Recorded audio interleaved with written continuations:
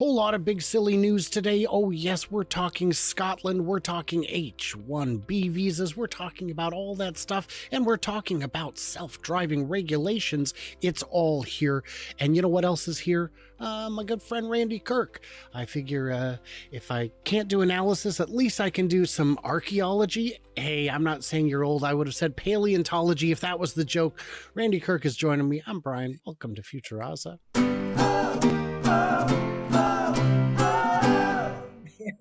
You're starting off rough here. You're talking about politics, and you start there. Wow. Well, I figure we're not going to be talking politics. We're going to be talking policy and some fun stuff around the edges of politics, because politics has no right answers. It only has wrong answers. All of them are wrong all the time. Ask anyone. But what we do have is some fun. And if we're going to be poking around the edges of politics, we have to be poking around the edge of civility. And I figured how better to set the mood than by coming in hot. All right. So this is great. Elon has been urged to build a gigafactory in Scotland, according to the heraldscotland.com. Yeah. The electric car company, let's see, opened a plant in Berlin. Musk said Brexit uncertainty made it too risky to put a big gigafactory in the UK while announcing the Germany factory, but has not ruled out creating a British plant in the future. He hasn't ruled it out. So that's the important part. What's your take? Oh, well, so, it's important to understand that I am 50, my heritage is like 100% British Isles. I'm like 50% English, 25% Irish, 25% Scot. And I don't know what's happened to those people. They've all lost their minds. It's like, there's nothing about the way they're governing right now that makes me happy. And apparently that's the same is true for Mr. Musk. And so it's hard to imagine how you could be any less inviting to a company like Tesla to want to come and set up business. Now, Ireland, 20 years ago got it right with their tax approach. And now they've gone completely woke and everything else since then. Woke's not a thing. We're not going to deal with that. It's No, that's it's just overall, yeah. as that's not a thing, but it's okay. It's okay. We've got here is Sawyer went ahead and posted this tale, and Elon just said, yeah, very few companies will be willing to invest in the UK with the current administration. So when you said, I don't think that Elon would be interested, I think we can call that fact check true. Yeah, I think it's great that the article said Tesla hasn't ruled it out. Yeah. Well, they have now. They have now. So, yeah, I don't understand what a benefit to building a factory in Scotland would be. I'm not sure what competitive advantage. Can you think of any competitive advantages? Are there any? They speak English. Sort of. Well, Sort of. sort of. Well, just as long as it's not in Glasgow, you should be fine. But no, I have played. No, I don't know. I can't imagine. They used to have an empire. that would be, something. Right. But I don't know that Scotland is known for auto manufacturing, which is engineering. No. One of the, I have that list that I'd made years ago of all the different candidate countries, and Scotland wasn't on the list, but had it been on the list, it wouldn't have scored terribly highly because, it's not like a lot of countries in Asia where they're cranking out engineers at a ridiculous pace from very competitive schools. So when you were doing that list, I came up with an odd one a while back, which kind of shocked me, which is Turkey. It turns out has a large auto building center. And a lot of engineers. I was kind of surprised that they would be actually maybe one of the better ones in the Eurozone in terms of where to build a factory. But there are political complications there as well.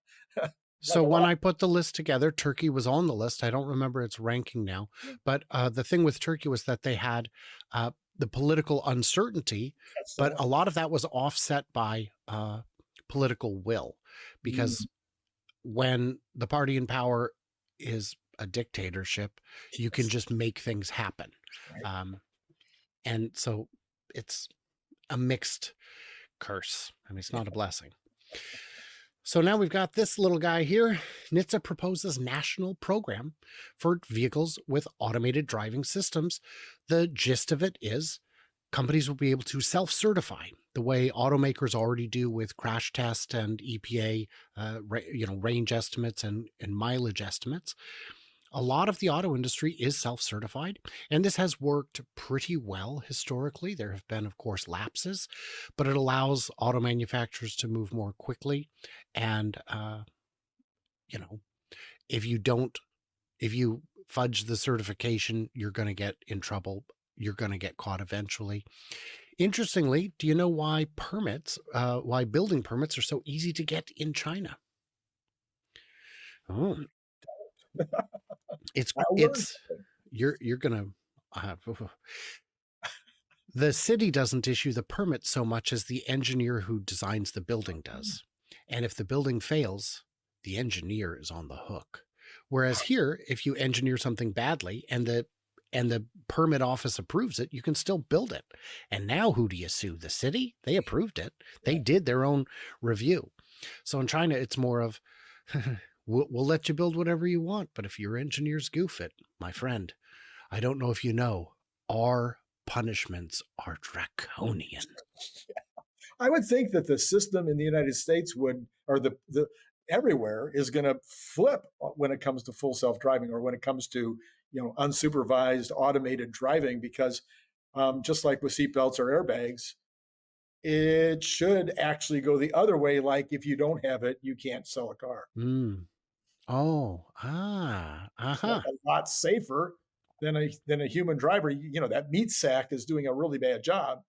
I think you need to put in this bot because it's like 3 or 4 or 5 or 10 times safer than the meat bag. Well, I don't know. I've asked a lot of people if they're an above average driver or a below average, and all of them are above average. Their spouses, they will tell you, my spouse, terrible, the worst. And it's weird because a lot of the spouses were in the survey, and I don't know, I can't explain those results. No, polling is inaccurate. We just saw how bad polling can be. So No, we didn't. The polling seemed to be showing the exact margins that we have eventually saw. So anyway, the idea is that you can self-certify, and that under this program, but you'd have to disclose all kinds of reporting information. You'd have to report crashes and disengagements and whatever it is that you're doing, so that it's transparent, so that we can actually see what's actually going on. Not so much us, but the regulators can see. I assume a Freedom of Information Act request would get you to the bottom of all of it. But I think that's a step in the right direction. What says Randy Kirk? Oh yes, absolutely. Well, first of all, the opposite is also true. Again, not only is it the opposite true that it's going to be safer than humans, therefore making it something that should be required. You give them 10 years, like you did with airbags or seat bags or whatever, or seat belt. But there's a period of time during which the cars all have to be automated. But the opposite thing is also true again with regard to the regulations. There is no way in the world that NHTSA is going to be able to have contrary data. Where are they going to get their own set of data to be able to compare it to the automakers? They don't have a source. They don't have a system for accumulating the data. The only risk I can see with that would be if somehow an accident makes the news and it doesn't show up in the data. But I don't know. I don't know how all that works. I don't, but I'm not worried about it. I think this is fine. It also removes requirements for things like mirrors, side mirrors, because robots do not require those in order to drive. Last little thing I wanted to share, and this is just obnoxious. Forbes out here telling all the lies. And by the way, this is my second of 4 free articles this month before I have to pay Forbes, which I will never, ever do, because Tesla emerges among top employers of H1B visa holders. You see, Elon had said that we need skilled labor.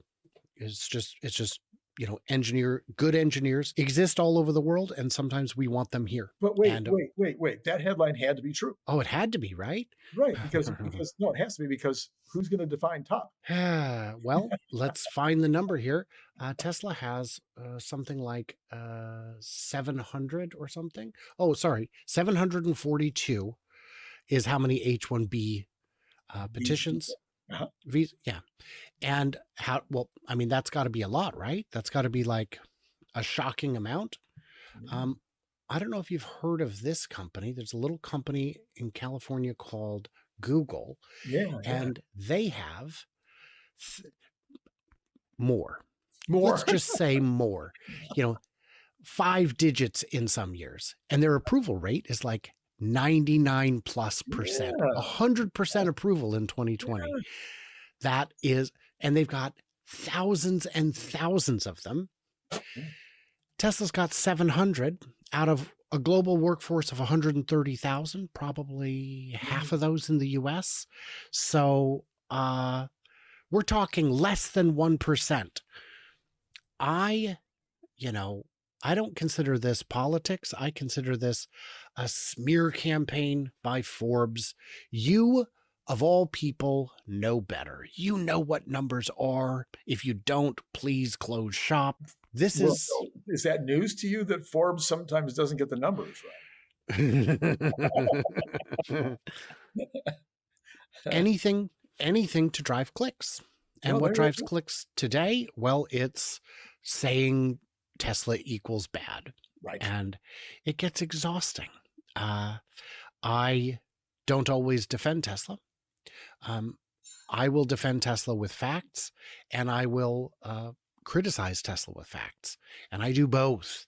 And of course, I'll get new subscribers who think that I only praise Tesla, who get very angry when I criticize something that isn't going right, and vice versa. I thought you just loved everything. I mean, if it feels like I only report good news, it's because I report all the news and almost all of it's good. Good. Yes, right. But Well, it's there's like, yeah, there are swings. There are swings in the news with regard to Tesla. So they're in November and the first half of December. It seemed like even the media that doesn't like Tesla, doesn't like Elon very much. There was so much good news that they tended to be reporting good news. But then all of a sudden, this last week, it's like the Christmas spirit went away or something. And you can't, Elon gets named the #1 most influential business leader in America. And it appeared in the magazine Fortune, which is the one that named him that, and nowhere else. I mean, I see hundreds and hundreds and hundreds of headlines every single day. Nobody, not a single other person even mentioned it. I think that it was you that shared that on X that I saw, the list of most influential people. If you're not following Randy on X, that's probably for the best. No, I'm kidding. Definitely follow Randy. He's, active, and his X account is growing very quickly. But I thought the list was interesting. It was almost all, tech. But number 8 came out of nowhere. Number Was 9. 9? And which leader was number 9 again? It was Mary. It was Mary. She had a little lamb, but I don't know about a position on the world's greatest leaders list. I'm not even sure she's the greatest leader at GM. Guys, what did we miss? What did we misunderstand? Check out Randy's channel if you want. It's a lot of fun. Make sure you're still subscribed over there in case the bot purge hit his account too. Make sure you're still subscribed here because the bot purge really took a toll this month. And everybody else, leave a comment. They're optional for a limited time only. It's a special I'm running. And stay tuned, stay juicy, and I cannot wait to hear from you clever robots on the flippity flop.